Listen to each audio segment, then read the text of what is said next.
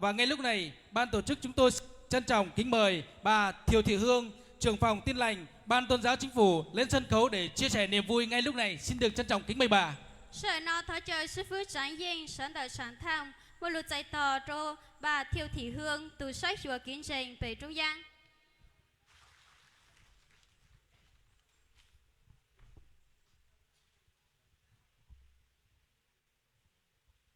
Lời đầu tiên tôi muốn chúc mừng chi hội Tráng Thành nhân ngày kỷ niệm 35 năm người Mông tin Chúa.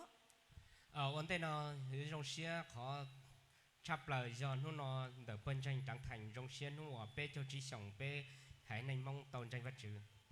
Giai đoạn đầu tin Chúa, bà con ở đây chắc còn nhớ những cái khó khăn của buổi đầu, đúng không ạ?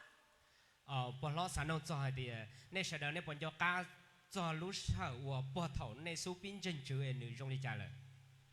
Rồi chính quyền lúc đó có biết là bà con đang tin theo cái gì không? Thằng đó nó chú ý chỉ tao bảo hay tiền này tranh đã chỉ về à? Cần có một thời gian để rồi chính quyền hiểu được bà con đang tin theo lời dạy những điều tốt.